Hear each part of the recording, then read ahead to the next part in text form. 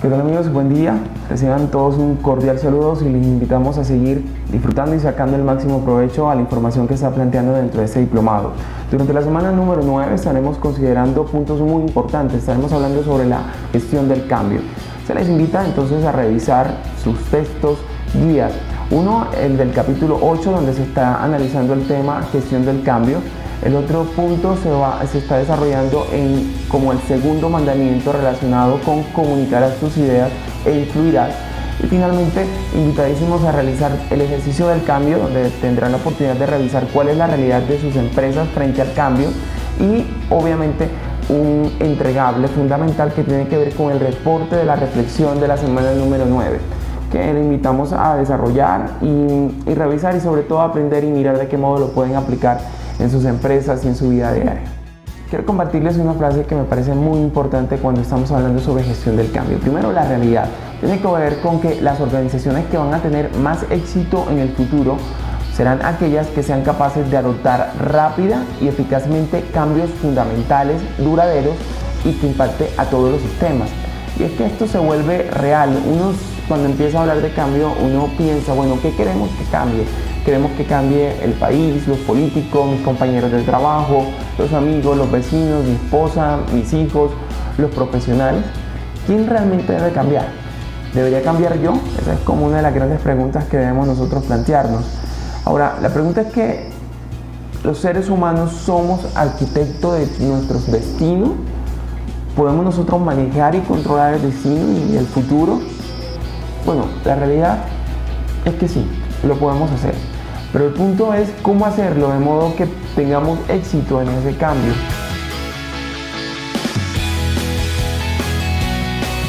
El cambio tiene por objeto hacer que las cosas sean distintas, que las cosas sean diferentes. La intervención para el cambio es una acción planeada y tendiente a modificar las cosas que actualmente están funcionando.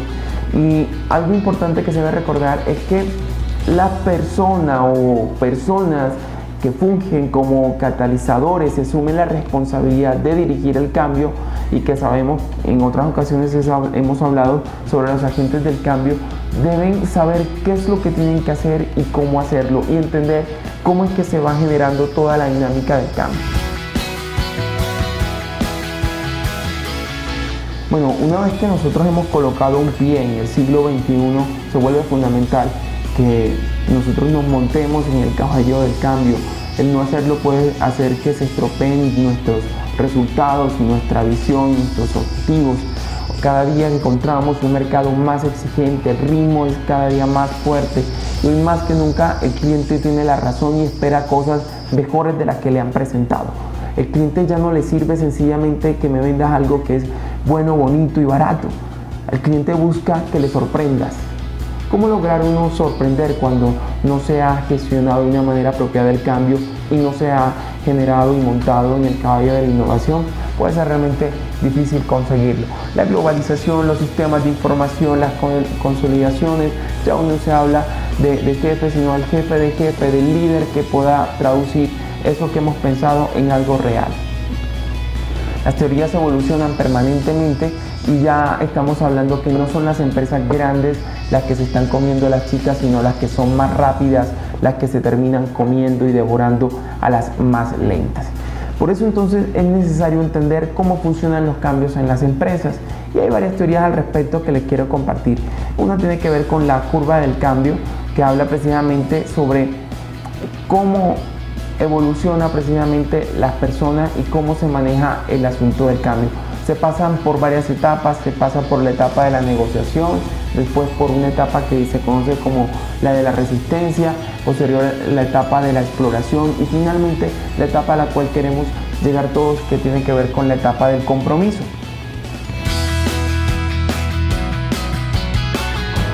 Bueno, hay varias cosas que se requieren. Uno, contar con el mejor personal. Algo importante es los mejores productos y mejores servicios, entregarlos. Debe haber un amor por el trabajo, un amor por el cliente y agregar algo diferente a su servicio. Ahora, ese algo debe ser algo que sea único, diferente, diferenciador. Y para conseguir que eso se dé, tenemos definitivamente que dar pasos apropiados hacia el cambio. Para hablar sobre los pasos que hay que dar hacia un cambio, es necesario entender que hay unos derechos fundamentales de los seres humanos auténticos. El ser humano auténtico, bueno, actúa de un modo diferente a como lo hacen las demás personas o a como los demás desearían que uno actuase. Hacer las cosas de una manera intrépida, distinta, a equivocarse alguna vez, a pensar de una manera propia y diferente, y también a cambiar de opinión si es necesario hacerlo. Eso es muy importante entenderlo y saberlo, porque cuando entendemos que muchas de nuestras personas que están en una organización son de ese modo, podemos nosotros ayudarles a actuar del modo correcto cuando del cambio se trata. Para ello es necesario entender los principios del cambio. Primero, que entender que el cambio es un proceso continuo, no es un evento aislado que de vez en cuando sucede. Es algo que realmente se ha vuelto la constante, por decirlo así. Existe además una secuencia progresiva de comportamientos que se deben experimentar y dominar para poder administrar de una manera apropiada del cambio. Inclusive entender que los comportamientos aparentemente dañinos de la negación, la aprehensión, el disgusto, la resistencia, son elementos que son normales y adoptivos del proceso del cambio. El asunto es, frente a esas realidades, cómo vamos a actuar, cómo manejarlo. Inclusive no entrando ni siquiera a resistir, sino precisamente ayudar a entender, a aceptar y hacer los cambios que sean pertinentes. Ahora, ¿cuáles son algunas de las posibles consecuencias que se da un cambio? Una consecuencia posible es la de la desorientación. La gente se puede sentir desorientada, sentirse confundida, sentir incertidumbre. La gente tiene derecho inclusive a ese tema, a sentir incertidumbre, pero la gran pregunta para los que son gestores del cambio y los que son agentes es cómo van a tratar de reducir la incertidumbre, porque algo que ellos desean es contar con la certidumbre. Las consecuencias del cambio pueden llegar inclusive hacia el estrés, el trastorno y la desorganización. Todas esas cosas pueden pasar, pero entonces es necesario entender las circunstancias por las cuales pasa alguien que está experimentando un cambio. Lo primero que puede sentirse es una negación. Y es necesario percatarse de esa negación, y la manera de cómo abordar esa negación precisamente tiene que darse frente a la búsqueda de información y enfrentar esa realidad a la cual están viviendo. Entonces, esa etapa de la negación se presenta cuando las personas se enteran por primera vez de una iniciativa de cambio en la organización, frecuentemente como consecuencia de un rumor o de un comunicado oficial inesperado. La negación constituye la primera defensa que tienen las personas hacia el cambio. Muchas veces lo que hacen es ignorarlo, rememorando tal vez épocas pasadas de intentos fallidos que se tuvieron frente a esa situación. El temor ante el cambio no aflora y se va enmascarando un comportamiento de serenidad y racionalidad, pensando que al ignorarlo eventualmente va a desaparecer, pero la realidad es que va a permanecer, y es allí cuando empieza a suceder otro tipo de comportamientos. La gente empieza a evitar el tema, trata de no tocarlo, esperar despreocupadamente sin tomar la iniciativa, pensar que no pasa nada. Y de las consecuencias posibles que se dan dentro de la negociación es por posponer lo inevitable, es sentir que están perdiendo oportunidades, empieza a haber una planeación tal vez deficiente de lo que inicialmente se había pensado, y empieza a buscarse una manera de socavar los cambios que son requeridos para que empiecen a suceder las cosas. Ahora, cuando empieza a darse esa primera etapa, llega un momento tal en el cual pasa a la siguiente, y que tiene que ver con una resistencia.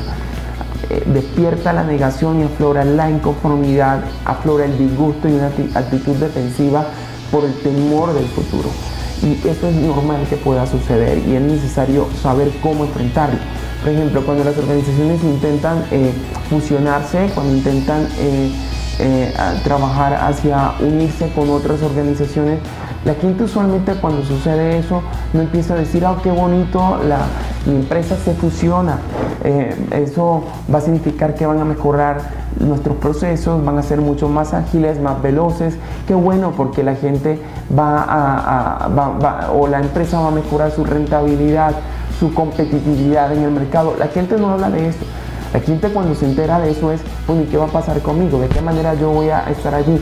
¿Será que eso va a significar recorte de personal? ¿Me van a pagar el mismo salario o me van a incrementar? ¿Va a significar mayores responsabilidades? Entonces, ese tipo de cosas empiezan a suceder y en algunos casos empieza a generarse una resistencia total. Ahora, hay una situación aún más peligrosa, y es cuando se presenta un combate al cambio tras bambalinas, cuando hay una actitud pasivo-agresiva y que por debajo se empiezan a generar situaciones molestas. Es necesario evaluar, porque la gente definitivamente puede empezarse a sentirse apática, pasiva, y empezar a interpretar todo y a decir, definitivamente este cambio no es justo. Ahora, una vez que ha pasado esta siguiente parte, es necesario empezar a entregar la información de una manera apropiada, ¿no? Y eso, lo ideal es que se empiece a dar desde que inicia este proceso. La gente, cuando se enfrenta a ese cambio, es necesario que haya un proceso apropiado de comunicación, un proceso apropiado de formación, y también una entrega de la estructura e infraestructura que requiere para que ese cambio se dé. Si no se dan esos 4 puntos, que son los fundamentales, van a empezar a haber problemas. Cuando se le empieza a entregar esas partes a las personas, se empieza a dar el siguiente etapa, que es la de la exploración. La de la exploración, que la gente empieza a mirar, bueno, oye, ¿de qué trata? ¿En qué consiste? Ahora sí, explícame en qué va a suceder y cómo voy yo ahí. Empiezan a reconocer y aceptar que el cambio es necesario e importante, y se empiezan a preparar para ello. Deciden hacer lo mejor posible para que las cosas funcionen, para que las cosas realmente sucedan, y empiezan a sentirse estimulados hacia un descubrimiento y abrumados por todo lo que tienen que aprender, porque va a ser normal, pero es muy importante hacerles sentir que no hay problema, que se le va a ayudar y que se le va a entregar lo que requiere. La exploración es una transición entre sentir el cambio como una nueva amenaza y verlo más bien como una oportunidad. Cuando hemos logrado que la gente vea el cambio como una super oportunidad, como una gran oportunidad, hemos hecho un gran avance frente a lo que esperamos. En esta etapa se libera mucha energía, y es necesario hacerlo, canalizarlo y ayudarles para que se dé. Y uno empieza a ver comportamientos en la gente, mostrando un perfil enérgico, a buscar nuevas formas de actuar, de pensar, a apoyar, a aprender, a descubrir nuevas posibilidades, a aportar, a tomar riesgo, a probar nuevas cosas, a generar ideas en abundancia. Se da una tormenta de ideas muy interesante y se empieza a promover el trabajo colaborativo. Eso es un poco lo que se espera que se dé dentro de esta etapa, y cuando el tema ha funcionado, ya entonces, y sienten que empiezan a caminar, ya se da el siguiente gran paso, que es el del compromiso, al cual queremos todos llegar. Esta etapa se debe alcanzar cuando las personas deciden aceptar el cambio y adoptar nuevas actitudes, y a decir, sí, estoy comprometido y le hago y le voy a apoyar. Eso se ve reflejado en un incremento de la productividad, se adquiere una sensación de dominio, de alivio y logro y crecimiento a través del cambio. No se desea volver al pasado, antes quieren montarse en ese estatus y entienden que fue la mejor decisión haberse montado en él.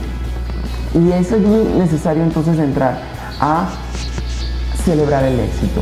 Si nosotros dejamos que ese punto tan interesante en el cual se ven las personas, de estar comprometidos, de incrementar la productividad, y pasa como si nada, eso puede hacer que las cosas empiecen a bajar de tono. Por eso es necesario celebrar el éxito desde la aceptación sin emociones hasta una sensación de orgullo y de optimismo, poder dar recompensas por esos logros que se están logrando, y sin duda se van a lograr resultados muy interesantes, y se puede empezar a hablar de un trabajo eficaz, eficiente, y a sentir la gente que son parte del resultado y parte del logro, que es precisamente a lo que se quiere llegar.